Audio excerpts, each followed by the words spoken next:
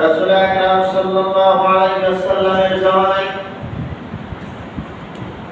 এক জানাজা উপস্থিত হয়ে গেল। রাসূল জানাজার ইমাম হয়ে গেলেন, ইমামতি করার জন্য দাঁড়িয়ে গেলেন। এক্ষুনি নামাজ আরম্ভ হবে, জানাজা শুরু হবে। চতুর্দিক থেকে সাহাবারা দৌড়ে আসতেছেন, জানাজা পড়বো, জানাজায় চলে যাব, রাসূল ইমাম হয়ে যাবে। রাসূল আকরাম সাল্লাল্লাহু আলাইহি ওয়াসাল্লাম প্রস্তুতি নিচ্ছেন, জানাজা হবে, নামাজ আরম্ভ হয়ে যাবে। হঠাৎ দেখলেন কাপড়ের মধ্যে নড়াচড়া হচ্ছে, কাপড়ের মধ্যে যেন কে যেন নড়াচড়া করতেছে। আজীব হয়ে গেলেন। পয়গম্বর দাঁড়ানো, সিদ্দিক আকবর, ওমর ফারুক, ওসমান আলী সব সাহাবা সেখানে উপস্থিত, জানাজার জন্য প্রস্তুতি হচ্ছে। অথচ জানাজার মধ্যে যেন নড়াচড়ার শব্দ, যেন কেমন যেন কেউ কি ভাবছে। সিদ্দিক আকবর রাদিয়াল্লাহু তাআলা আগায় গেলেন, জানাজা আরম্ভ হবে, কিন্তু কাফনের মধ্যে নড়াচড়া করে কি? এক সাহাবা কাপড় উঠালেন, কাপড়ের কাপড় সরাই দেখলেন সেখানে এক সাপ ওই মায়েদের গোশত ফুটে ফুটে খাচ্ছে। এখনো দাফন হয়নি, জানাজা হয়নি। রাসূলের জামানার ঘটনা, সাহাবারা বিদ্যমান।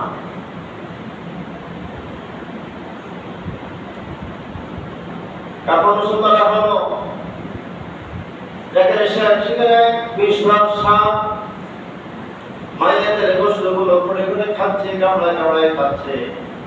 সিদ্দিক আকবর এরাদা করলেন সাপটাকে সরাই দেবে, না হয় হত্যা করে দেবে। এজন্য আগায় গেলেন। লাশের কাছে যখন আগানো হলো, সিদ্দিক আকবর আবু বকর রাদিয়াল্লাহু তাআলা যখন লাশের কাছে পৌঁছায় গেলেন, সাপ যখন সিদ্দিক আকবরকে দেখে বলে, আসসালামু আলাইকুম ইয়া আবু বকর। সাপ সালাম দিচ্ছে এবং আবু বকরকেও চিনে। আজীব হয়ে গেলেন, আশ্চর্য হয়ে গেলেন, সাপ কথা বলে। আবু বকর বললেন, তুমি কে?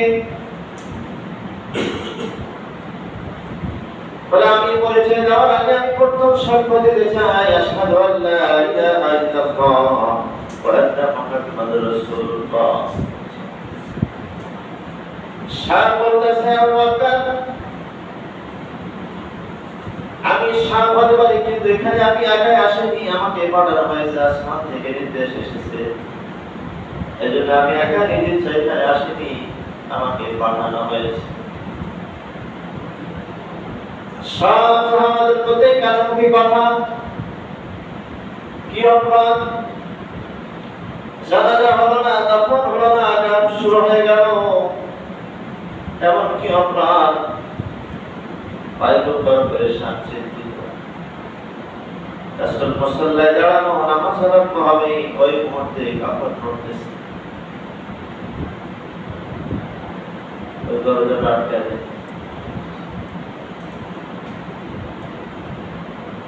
সিদ্দিক আকবরকে যখন সাপ সালাম দিয়েছে, আবু বকর সালামের জবাব দিলেন। সাপের সঙ্গে কথা হলো, বললাম আমি আসমান থেকে নির্দেশ এসেছে, জন্য আমি আসছি, আমাকে পাঠানো হয়েছে। পয়গম্বর জিজ্ঞেস করলেন, কোন অপরাধে সাজা হচ্ছে, কি অপরাধ তার? সাপ তখন বলে, পয়গম্বর এই বেচারার 3টা অপরাধ, 3 অপরাধের কারণে দাফন হওয়ার আগে তার আযাব শুরু হয়েছে, কিয়ামত পর্যন্ত হবে। অপরাধ কি? অপরাধ কিন্তু আমাদের মধ্যে আছে। 1 নাম্বার অপরাধ হলো তারকুস সালাত, নামাজ ছেড়ে দিতে, নামাজ পড়তে না। নামাজ না পড়া তো আমাদের অভ্যাস, আমরা তো নামাজ ছেড়ে দিই মাঝে মাঝে।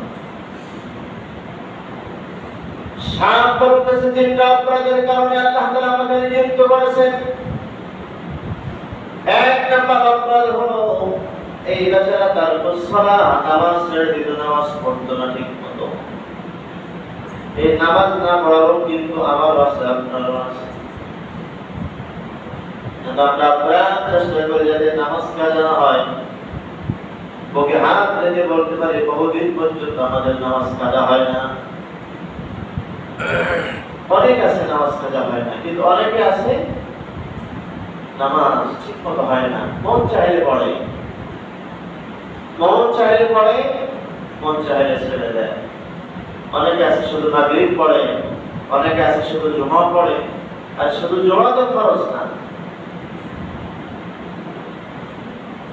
সাত বললেন তিন অপরাধের প্রথম অপরাধ হলো নামাজ ঠিক মতো পড়তো না, এজন্য আযাব শুরু হয়েছে।